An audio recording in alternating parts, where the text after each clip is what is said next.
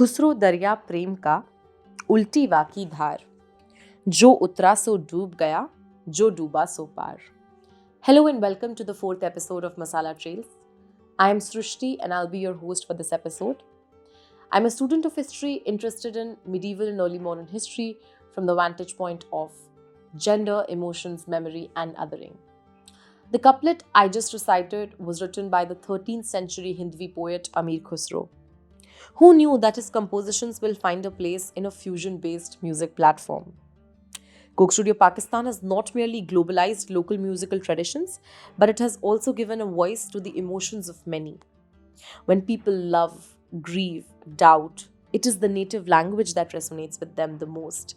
And in this respect, Coke Studio Pakistan precisely becomes the Symphony of South Asia. It is a social movement reflecting layers of political tensions and capturing the emotional sensibilities of people through music while striking a balance between globalization and localization. In this episode, we talk about various aspects of Coke Studio Pakistan, its inception, significance, and reception through your favorite Qawwalis and compositions of the platform. We have with us Shahwar Kibria Makhfi, who is a PhD scholar at UCLA Herp Albert School of Music. She is also an ethnographer and qualitative researcher working with Muslim hereditary practitioners of Islamic liturgical and non-liturgical music in Uttar Pradesh. Coke Studio Pakistan, an ode to Eastern music with a Western touch. Makhfi's work becomes crucial for us. Sound of the Nation, Symphony of South Asia, Tutaye Hind. Let's explore the multifaceted aspects of Coke Studio together. At the interview, I am really thankful to Ms. Shahwar Kibria Makhfi for agreeing to talk on the theme with us. Her essay, Coke Studio Pakistan, an ode to Eastern music with a Western touch, becomes extremely crucial for us to understand Coke Studio Pakistan as a social movement of its own. I'm super excited for the conversation and I hope to see Coke Studio Pakistan in a distinctive light after this. But before we actually begin with the interview, Shahwar, do you want to, talk a little bit about your dissertation, about your interests in Coke Studio Pakistan, and what are your inclinations? What is the drive behind this interest in Coke Studio? Firstly, hi Srushti, thanks for having me here. I'm very excited to do this with you, to do this conversation / interview with you. Speaking about my interest in Coke Studio Pakistan, I've been a scholar of, I've been working on the linkages between, devotional traditions and popular culture at large. So that was one point of entry into my interest in Coke Studio Pakistan. But then it's a mix of lot of factors really. I've grown up with a lot of love for devotional traditions like Sufism and Islamic devotional traditions, and I've grown up with a very intense love for these spaces and I'm particularly my love for how these spaces are so, although they are so devotion and identity specific, and still they are so diverse in nature and they're so welcoming. And how these spaces, they become refuges and shelters for so many different kinds of people, and not necessarily just for people who belong to the faith, but for so many people. Just look at the kind of people, the different kinds of people who go to shrines and so religiously and with so much love. So the shrine spaces and these very grassroots and subaltern spaces of faith, and how are they still able to attract so many people? That has always been a driving force, not just personally for me, but also intellectually. And this was something which I first explored when I first looked at the connections between, say, the poetry of Maulana Rumi and Iranian cinema. This was then during my master's. This was during my master's at Jadavpur University. I grew up in Calcutta. And then my interests, expanded from there. Then I ended up doing a dissertation on the Qawwali in contemporary South Asian popular culture at JNU in 2016. And this article is actually an extract from there. And currently I am now looking at how these connections are made, between devotional cultures and the larger secular world. And currently I'm working with Muslim musicians in Uttar Pradesh as a PhD scholar at UCLA right now. That's super interesting. Yeah. It actually makes a lot of sense, the drive behind your article, Coke Studio Pakistan, the ode, Eastern Ode to Western Touch.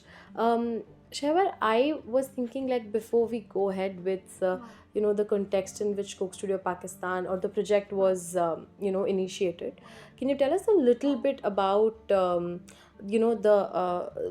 historical traditions of music that existed before Coke Studio Pakistan, especially Qawwali, and what is the essence of it, and because that essence lies at the core of Coke Studio compositions, so it'll be a little unfair if we actually move on to Coke Studio before exploring, the essence and the emotional sensibility that often surrounds Qawwali.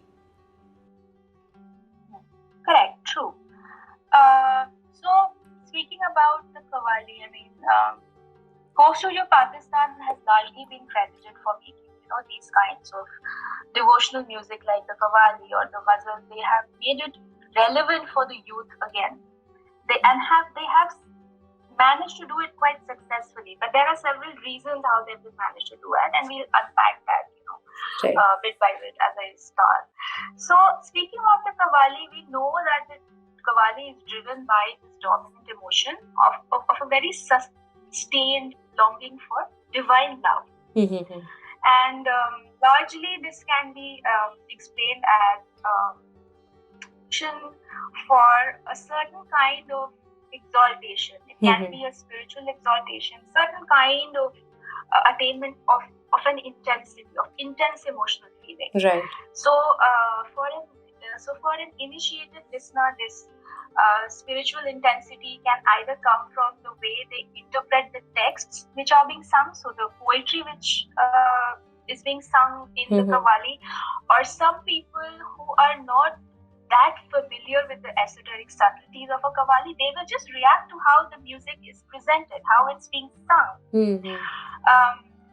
And speaking about Qawwali being a process for ecstatic intuitive fulfillment, as Qureshi puts it, regular Qureshi puts it, Edward O. Henry says, speaking on the intensity aspect, right? So Edward O. Henry says how Indian music, and not just Qawwali, all forms of Indian music, and in this he invokes Max Weber. He says that music is a social action, as a social action. It's driven by rationality. And what is that rationality? Rationality is whenever you do something, you have an end goal in mind. So the end goal in mind for a Qawwal is always to generate intensity in its listeners. And they do that by adopting different kinds of methods. They either indulge in a very fervid, forceful singing. This forceful singing is always accompanied or to the pulse of either the dhula, the drum beats, or hand clapping. Hand clapping, thap thapya. But the hand clapping and thap thapya, which are largely done by the backing the vocalists, who are also known as hamnawaz, or someone. Hamnawaz, it's not someone who's peripheral to the Qawwal, but someone who complements the Qawwal, someone who's a companion, a comrade to the Qawwal. So these hamnawaz, what they do is through their hand clapping, not only are they keeping the beat of the Qawwali, like the sung portion, the musical voice, not only are they keeping the beat of the musical voice, they also provide it breathing space. They also provide breathing space for the Qawwal, because the poetry is sung very fervently. It's almost maddening how forceful it is. And also hand clapping, and coupled with the drum beats, of course, it's also a method for taming and conditioning the listeners. How? Taming their heartbeat so that they don't get very overwhelmed while they're listening to a Qawwali. Because originally Qawwalis were imagined as forms of worship, right? And it had this dedicated goal of affecting some kind of transcendence in its listeners. And these are very risky processes, because you're giving so much as a listener. You're getting so involved in the process that you're also at the risk sometimes of emotional saturation. So that is what is prevented by the pulse, by the dropping. So that is one way in which intensity is generated. Other ways might be that if the Qawwal, because Qawwal as the guardian of this entire Qawwali process, they're completely watchful, they're very self-aware, they're constantly watchful of how a particular listener is responding. So if a particular listener is, say, responding to a particular phrase, the Qawwal will go back to that phrase again and again. They will improvise the melody. Because again, this is why Qawwali is also an improvisational form, just like the khayal genre of Hindustani classical music, and Qawwali is quite akin to the khayal genre in that it is very improvisation, it is very flexible. It's very flexible, and this is why it incorporates and it makes its transformation so very possible. And this is why it, as a musical form, it lends itself so beautifully to something like Coast-Video Pakistan. So speaking on how Sia Qawwal will modulate his own performance to suit his performance to the listener's changing needs. If we take the instance, say, of the Chhap Tilak Qawwali, Chhap Tilak Sab Chheen Mere Muh Se Naina Mila Ke.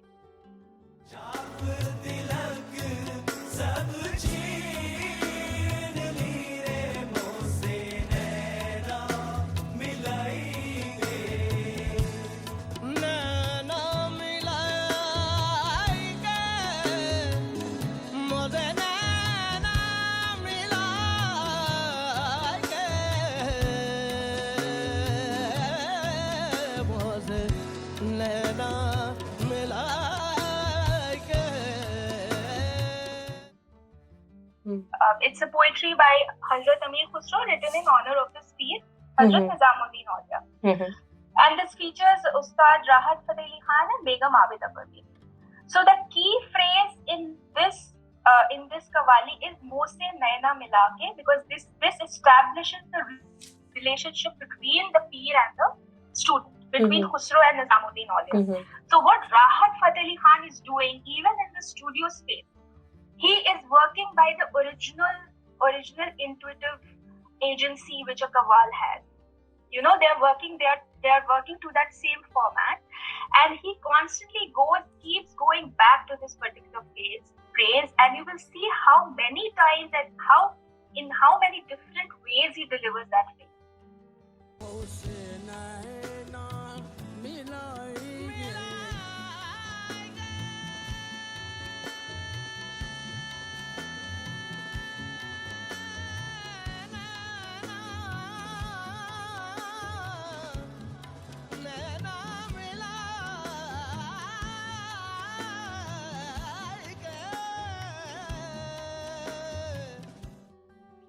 That is something taken very specially from the textbook of how a Qawwali generally unravels in a space. So these are several methods in which intensity is generated in a Qawwali in its original context of performance.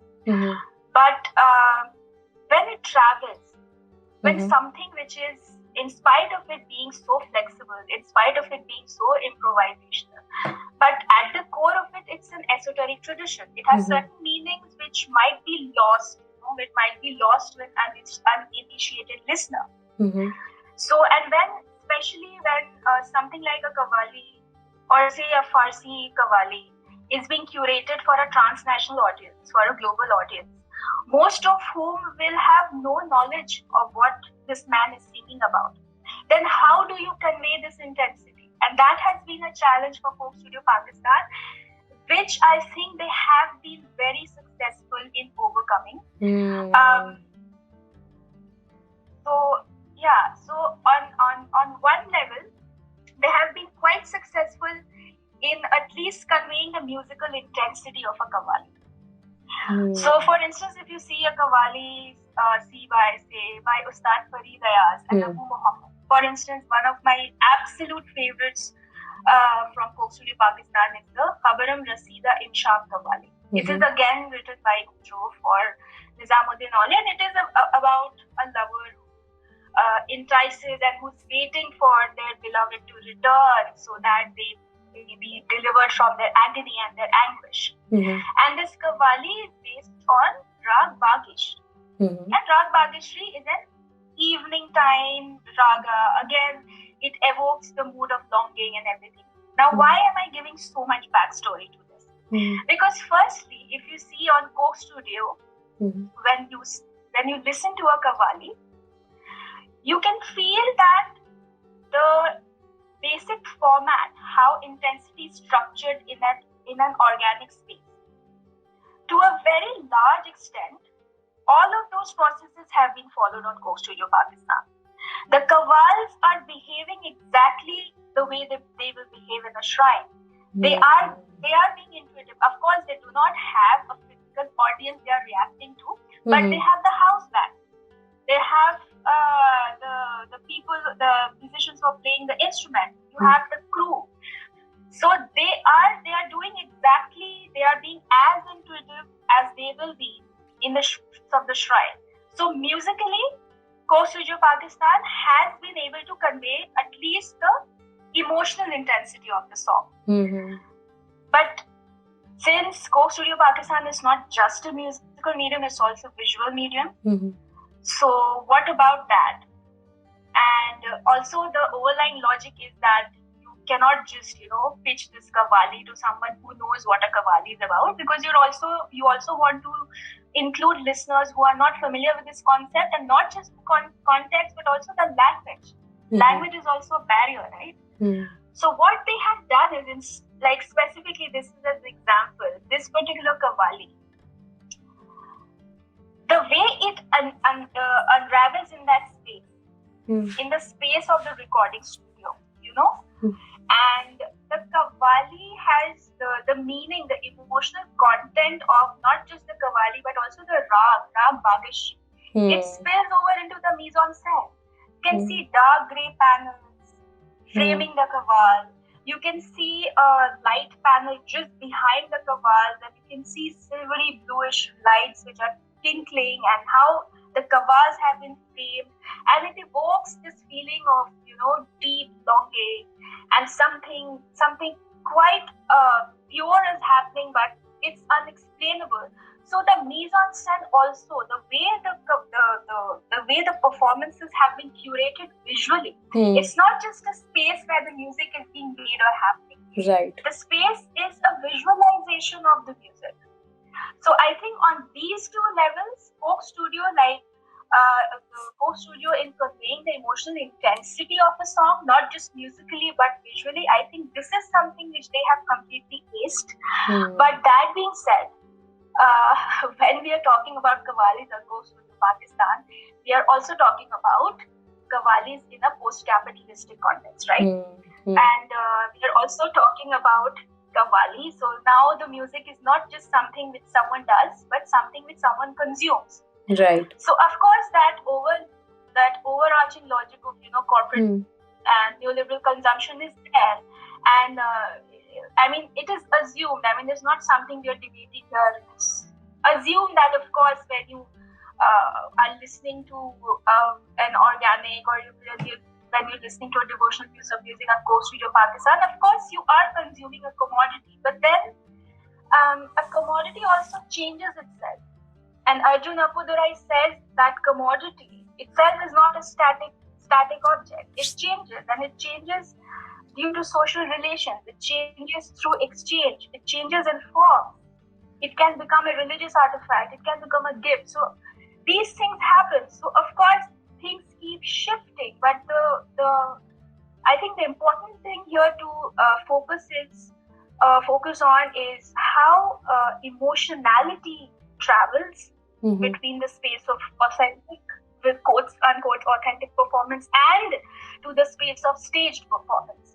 And I think a listener of Coke Studio Pakistan can get a feeling of a Dargah Qawwali when they just put on their headset and on their way to work, and that immersive experience, you can feel an emotional intensity. So I think yes, that's correct.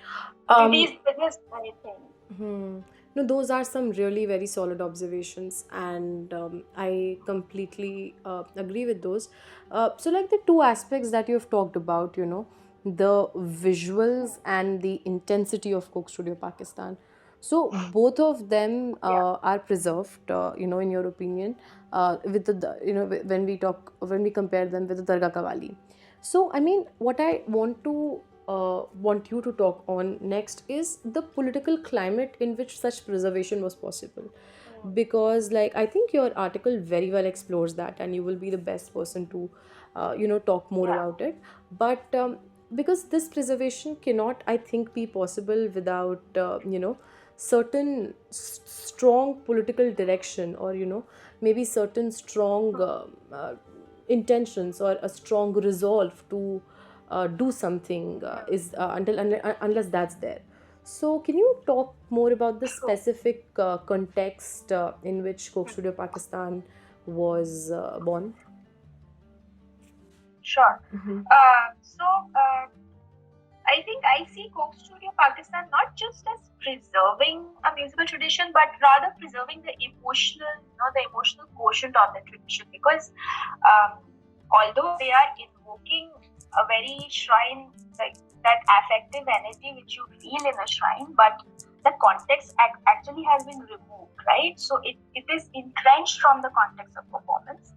But as a musical artifact, Coke Studio Pakistan, what they do is they have been able to convey the affective and the emotional aspect of the music. But that being said, of course, there were several factors. I mean, Coke Studio Pakistan at best is definitely in many ways it was a rebranding of Pakistan itself, and there were several kinds of contexts and reasons which led to Coke Studio Pakistan, and it draws from the legacy of a larger tradition of musical resistance, and which some of it was directed, some of it started in fact during late 1970s, 80s, during the Islamist regime of Ziaul Haq, and how his this penchant desire of completely giving or imagining Pakistan as having this very unitary one faith identity, and this was also the time when, due to so much censorship, and a lot of musicians, especially Qawwal musicians, and a lot of these musicians, they started traveling outside Pakistan, because Pakistan at that time was not, it was not a very conducive space for performance. Although after partition, during the initial years of Pakistan, say in the late 1940s, early 1950s, the Qawwali was actually adopted as a form of soft power for the nation.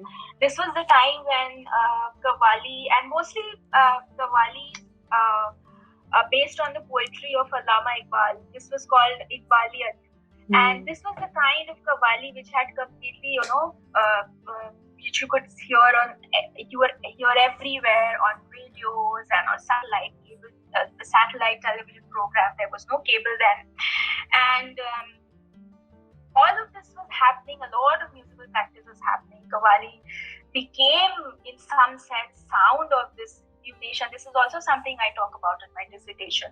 But then again, during 70s and 80s, the climate changed.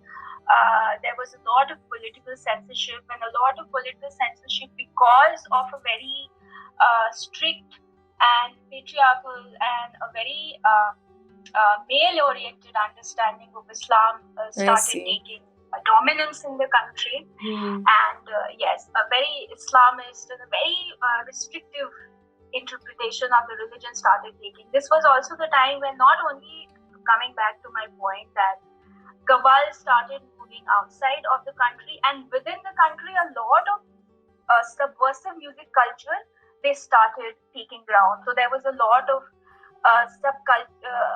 underground music movements was happening. This was also the time when the Pakistani youth, they were getting sensitized with rock and punk rock and jazz, during this time. But all of this was happening underground.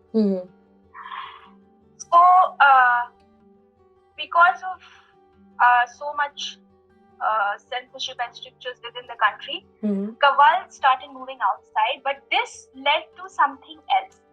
Now, when, for instance, Sabri brothers, they performed in sometime in 1978, when Sabri brothers, they performed at the Carnegie Hall, and this was the first time when a world audience heard something which was so unfamiliar, but it was so effectively, they could resonate. It resonated with them. So this was actually the first exposure of Qawwali in global music cultures. And then, of course, Ustad Nusrat Fateh Ali Khan, he performed in 1979, and then in 83, and collaborated with Peter Gabriel. He performed at the World Music and Dance Festival, the WOMAD, and it was actually Ustad Nusrat Khan who basically laid the foundation for this musical fusion, of fusing Qawwali, Eastern rhythms of the Qawwali with Western instrumentation scheme. And this actually is one direct legacy which has inspired Coke Studio Pakistan. Although the world music movement was when local idioms or local sounds and local musics, they were being interpreted globally on a global platform. But what Rohin Hayat with Coke Studio, what he does is he takes all of these global influences and he tries and adjusts it to suit a local context. So he reverses, in a way he has reversed the world music movement which is happening. So this is also interesting. This is also an interesting thing which happened. So definitely, and also the Qawwalis which these Qawwals were performing outside, and they invoke the poetry of poets like Bulle Shah, of Kabir, and of course Amir Khusro and other such poets. And these Sufi poet itself is very subversive, it's radical, and it has always been very vocal. It has always been very vocal in its resistance against hegemonic discourses, be it the state, be it the government, be it the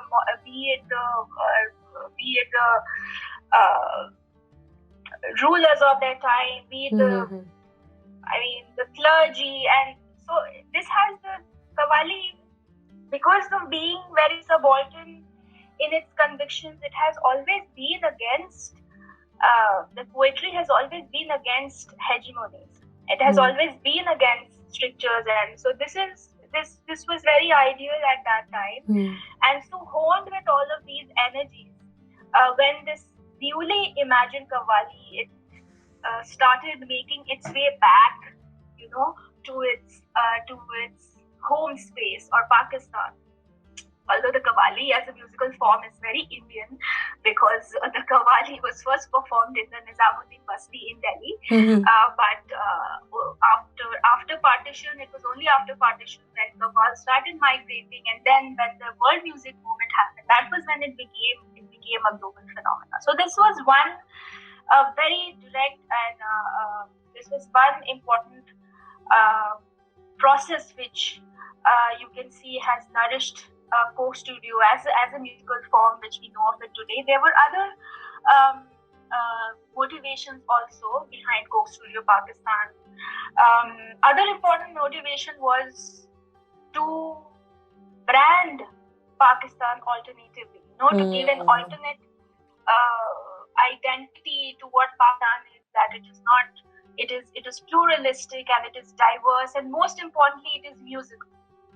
Most importantly, it is musical, and this is why I think, and this is especially in the initial seasons when Rohin Hayat was producing it, you could not just hear songs in Urdu or Punjabi. You could hear so many different dialects. You could hear Sindhi and Balochi, and you could hear the Himri. You could hear Himri Geet and the Dhol Geet of the Chakwal group. although I mean that is another debate. Ethnographically, it's basically anthropologically, it's a different debate because it's about appropriating a folk form for the commodification of folk form. But then that being said, he was very conscious. I think the original producer was very conscious of creating this alternate, very pluralistic and diverse identity of Pakistan, and Coke Studio Pakistan played a very huge role in doing this. Another great motivation, as I also previously mentioned, was to adapt global idioms to a local context. And by doing that, it was a process of looking inwards, looking at what resources you have. I mean, foregrounding folk musicians, foregrounding musicians who use the call of cattle herders in their song. So all of these things, lots of different things were happening. The political aspects was just an entry point into this, into the Coke Studio discourse, but then these were other larger, greater themes also. Yeah, I see. One point that I could, understand and very well, that came out was that there was a strong tendency, of questioning the status quo. And, as you have yourself talked about, the musical resistance and that sentiment being present there. I wanted to understand about, like now that we've already traced the technical aspects, or, the music specific aspect or the way music is produced, with regard to Coke Studio. Now let's move the focus or shift the focus to the theme or the themes that the compositions of Coke Studio attempt to unravel, or, the content that's being there. So now, of course, like fusion is a very important part. You have also told that there was this attempt to fuse two styles of, the local and the global. And so in this, I think like it's a very important and a very strong, a prominent social process which can have repercussions on a lot of levels. So do you think like in terms of when we talk about the radicalness of the Coke Studio compositions, so like do you think it has, the compositions that are being produced, they have been constantly questioning the status quo? And I want to actually streamline this question to particularly the aspect of gender here. We have a lot of discourses over the thing that, for example, Coke Studios Hum Dekhenge included a segment from people belonging to the queer community. Or a lot of times, it tries to, it brings into picture a lot of female voices, right? Which I don't know, but which might not have been very prominent in the Qawwali that existed earlier, or they were, you need to tell us about that too.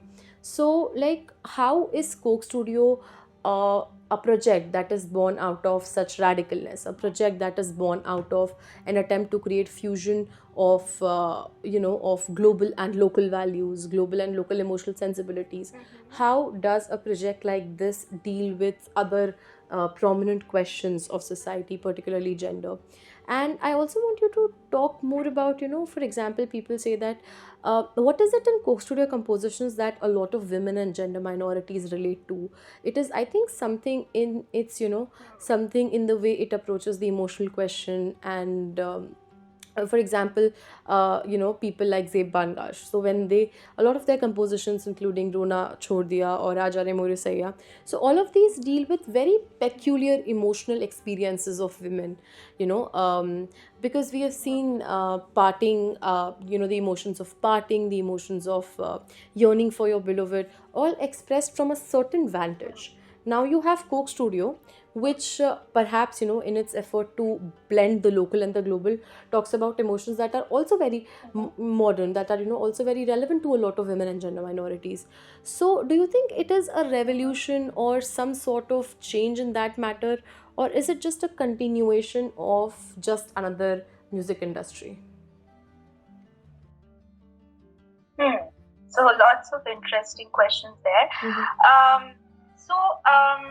I think what Coke Studio was doing, Coke Studio was tapping into a lot of music physical and socio-cultural energies which were in any case present in in contemporary Pakistan. I mean, of course, even though it was going through kind of an Islamist dictatorship, but nonetheless the local practitioners and common Pakistani, their views were quite different, and often in most cases that these views were getting reflected in how they made music and also how they just interacted with each other. So I think Coke Studio in itself is not, I think it is in itself not a very, it is in itself not radical or subversive, but it is tapping into energies which are radical and subversive. Right. But that being said,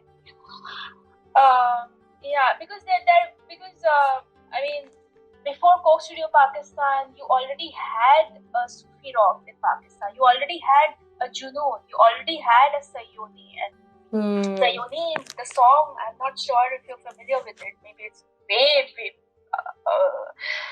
beyond your time. But then Sayoni by Salman Ahmad was, I think, one of the first songs which just shook the world, and and that song was playing into the radical and the subversiveness of Sufi poetry.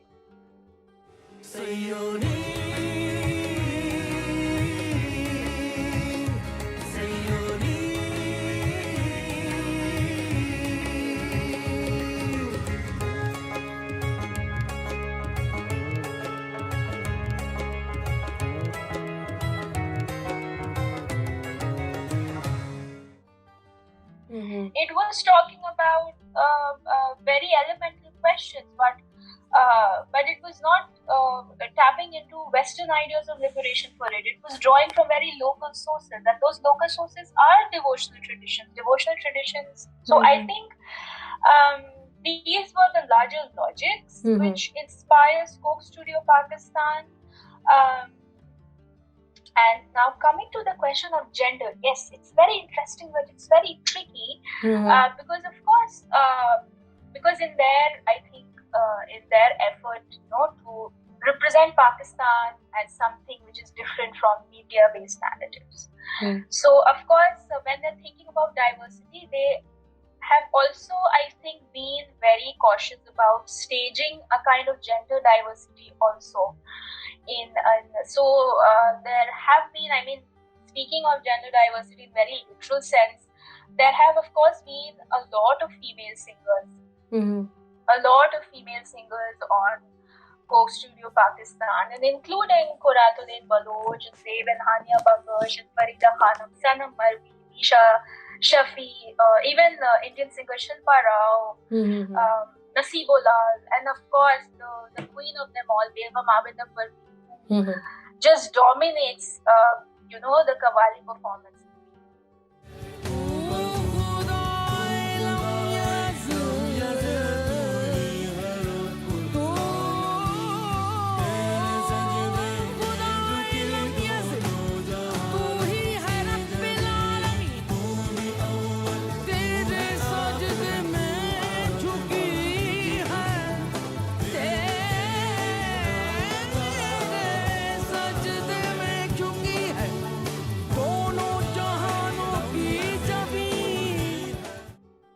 Even now, the Qawwali is largely a very strictly male tradition. And so some of these ruptures have been very graciously portrayed on Coke Studio Pakistan. But how congruent are the staging of gender diversity with actual gender parity on the field? I think this is something for which you need ethnographic evidence, and this is not something I will be able to speak to just based on what I see on Coke Studio Pakistan, because I don't know any. Another way I think where some form of self-assertion, because self-assertion has been made possible, is through the particular use of poetry and songs, and who is singing those songs. So I think one particular composition in Coke Studio which for me was very impactful, was based on poetry by Allama Iqbal. This was the Jawab, Shikwa Jawab is Shikwa Qawwali. Yes. And so here, Shikwa Jawab is Shikwa is simple. It's just a man talking directly addressing God, or any common person directly addressing authority, and it is both a complaint and it is both a way of self-assertion and self-determination that I am your creation, but you seem to have forsaken me. And this poetry was written during the anti-colonial struggle. This also has a lot of nationalistic sentiments, but it also speaks to the current plight of the community, of the Muslim community at large. I think looking at it like that, so what is interesting in this Qawwali is that the complaint, like the shikwa, that complaint has been articulated by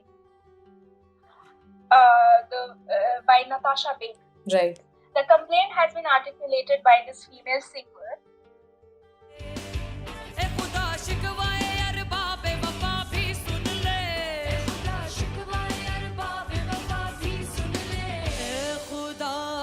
शिकवाए अरबाबे वफा भी सुन ले खुगरे हमद से थोड़ा सा गिला भी सुन ले खुगरे हमद से थोड़ा सा गिला भी सुन ले खुगरे हमद से थोड़ा सा गिला भी सुन ले खुगरे हमद से थोड़ा सा गिला भी सुन ले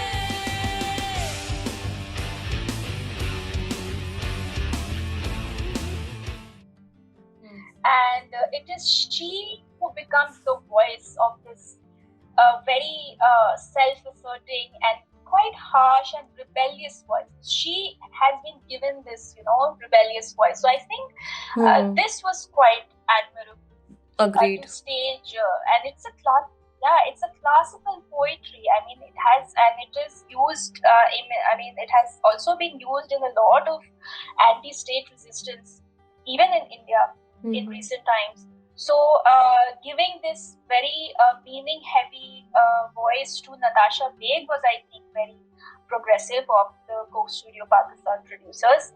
And but her complaints were then resolved by the Qawwali, which is performed again by Farid Ayaz, who represents the voice of divine authority.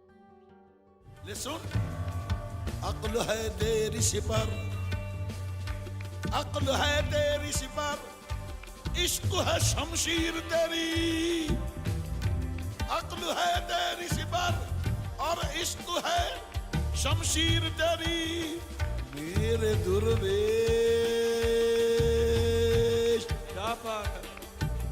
तेरे दुर्वेश खिलाफत है जहांगीर तेरी. Right. And which is both a mix of, it's both tough love, but it's also maternal, it's also benevolent. So I think this particular Qawwali is interesting and helpful in understanding, how at least the female agency has been staged on Coke Studio Pakistan. Of course, there are other instances also.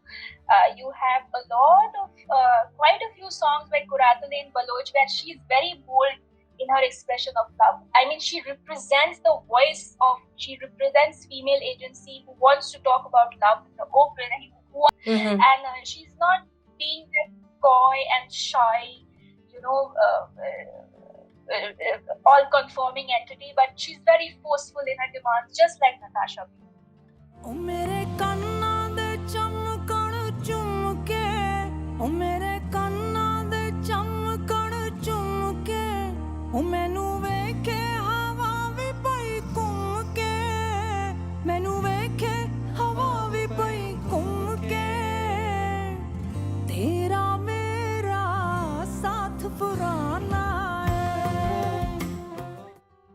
This is also happening. We of course have the instance of Abida Parveen. As far as queer representation on Coke Studio Pakistan, I know at least of one singer who has been a shining star and who identifies as queer, and they have performed terrifically in several seasons on Coke Studio Pakistan. But whether that is a conscious project which the producers are trying to uphold, it's still, I think it needs further investigation. But I think like playing to the logic of diversity, how these various identities have been staged on Coke Studio Pakistan is quite important. Yeah, I think you have very skillfully answered that question, because that makes a lot of sense, and it's not like the answer kind of explains the reality as it is right now. Which brings me to this the question about reception of Coke Studio compositions. Like, what is who are these people who listen to Coke Studio? Like, is it, is Coke Studio categorized as the form of an elite music that, perhaps people who have access to certain cultural capital will listen to? Or is it something that, Coke Studio Pakistan has, successfully broken the barriers of class, and it has permeated to, different levels of class hierarchy? So if we actually analyze the reception of it from a class based angle, what are your, I know that it again requires a lot of solid evidences to make a conclusion, but still, what is your sense like? Yeah, again, I really like your line of questioning. So, firstly, I also like how you use the word elite. So, I think at a very elemental level, the kind of music which has been routinely popularized on Coke Studio Pakistan, say a Qawwali or these different kinds of music. Especially speaking about the Qawwali has very subaltern roots, right? So this music in itself has a very grassroots energy in it.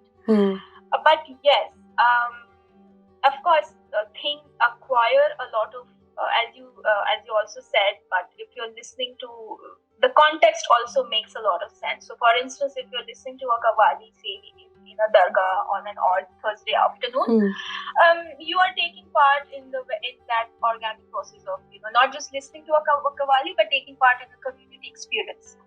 So that cannot be classified as, say, restrictive or elite. But yes, but when this Qawwali travels, say, to a Jahane Khusro or a concert, which is and it's completely obscene how expensive these concert tickets are.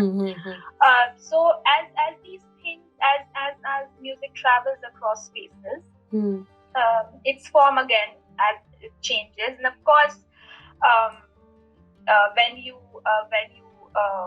portray when you use your listening to these things, like their listenership, of course it also acts as kind of a cultural capital, that you say that this projects some kind of refinement of the listener. But whether the Coke Studio Pakistan is making elite or other forms of elite or forms of music accessible, I think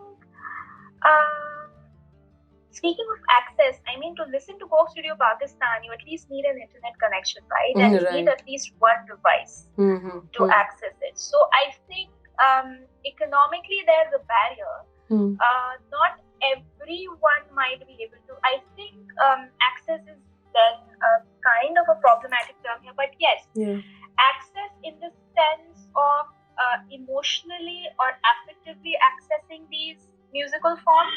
Definitely yes, because as I already also said, while I was responding to your first question, that by playing to the emotional value of these songs, by what Coke Studio does is it just amplifies the emotionality of these songs. So for that you do not need linguistic familiarity. You do not need familiarity with the devotion or the larger cultural context of the song.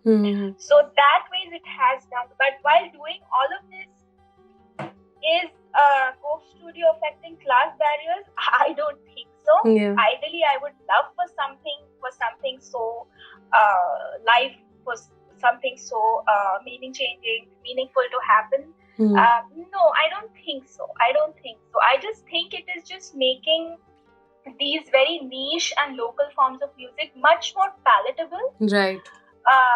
Because of course Coke Studio is generating emotional intensity. We know it's not the end goals for Coke Studio Pakistan, because at the end of the day they're driven by the logic of increasing viewer engagement. Correct. And that is connected to increasing revenues.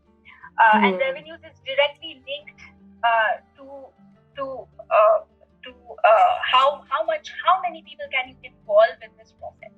So I think what they have done is they have perhaps made these very local sounds palatable to a global audience, to a transnational audience.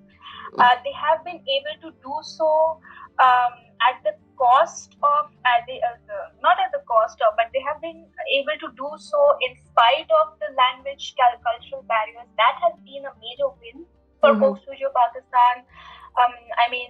Look at the way people comment on these videos, and these days you have these it's very interesting, several YouTube React videos where several people just come and they just listen to a song, and oftentimes I've seen people, they start weeping.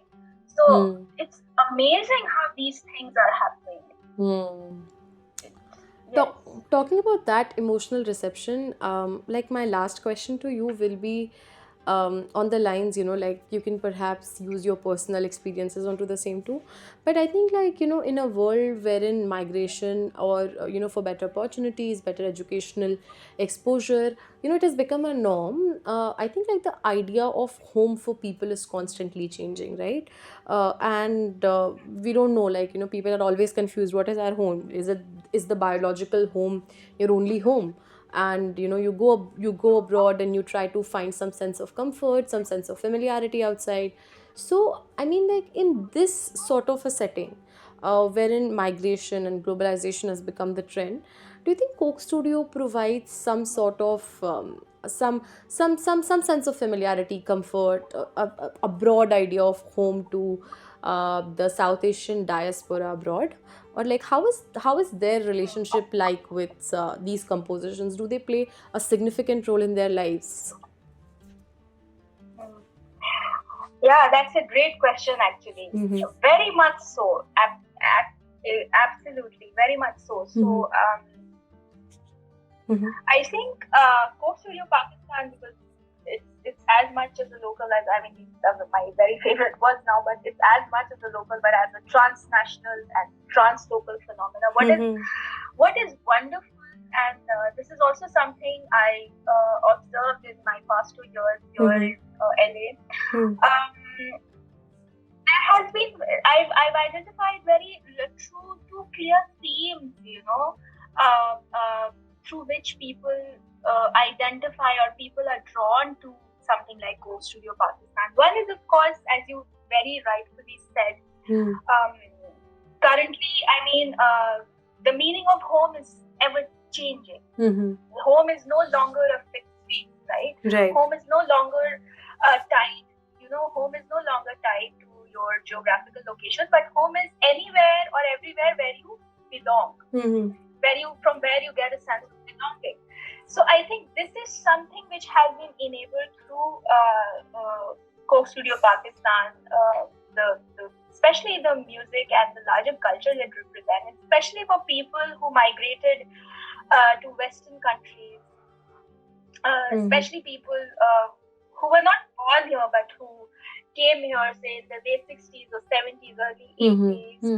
For Coke Studio Pakistan, it definitely provides a sense of belonging, and it's a source of nostalgia. It's a source of belonging to a home which no longer exists, and it encourages a lot of exilic aspiration.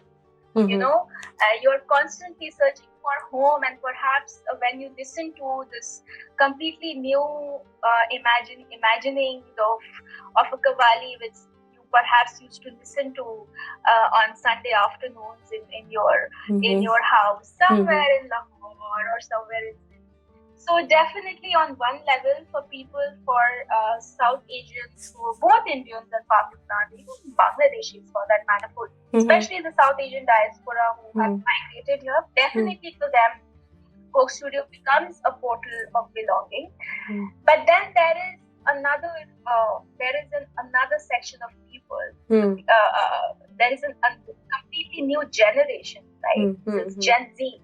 These are, of course, these are children of South Asian descent, but they are essentially Americans. And I think, this is also something which I can also speak to based on my own personal experiences with some of my students. I was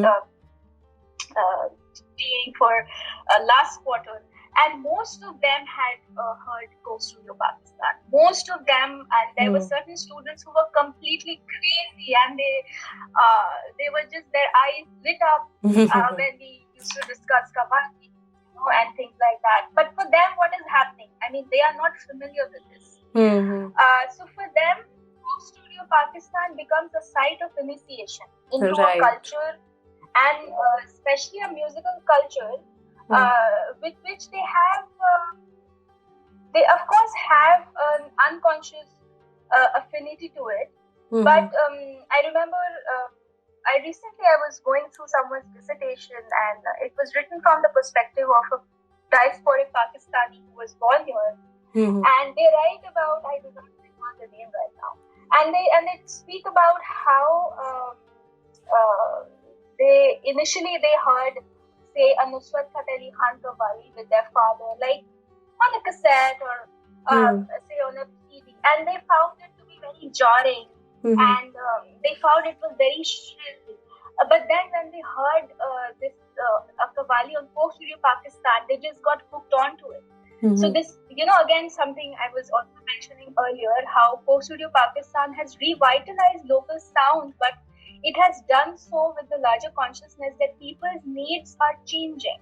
You cannot keep them feeling the same form, but that also doesn't mean that these forms will die out, because then again it brings us back to what the inherent power of these kinds of music and this Indian and larger South Asian musical culture is that they are flexible. They were always flexible to begin with. They are based on improvisation. It's very dialogic. It's very intuitive, and it's spontaneous. So today, what Coke Studio Pakistan has done, or even Nescafe Basement, what they've been able to do is they're just tapping into the element energies of these musical cultures. So of course, diasporic audiences, as I also mentioned, they really they relate very well. It's a very much loved phenomenon here. Young people are listening to Qawwalis and ghazals and kalams, and who would have thought that even say 2 decades back that something like this would happen. But then kudos to Coke Studio Pakistan for making these things possible, although operating under a larger logic of capitalistic things. But then they've been able to push some message across. That's a very interesting and a very inclusive answer of even bringing categories into the diaspora, on the basis of their age and the generation they belong to. But with this, we've come to the end of our podcast. I am so thankful to you, Shahwar. I don't think that you have missed any aspect related to Coke Studio, and you have given us a really good taste of what Qawwali is, or the core of Coke Studio Pakistan that we often talk about, romanticized, or are moved by, has been very well given by you in a very critical manner, and I truly appreciate you for that.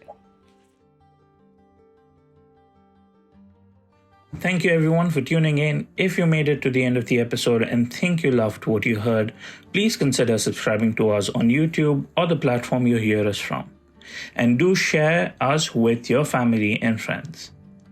Don't forget to check out other amazing episodes on our brand new podcast, Masala Trails, and our other podcasts from Ergo Studios.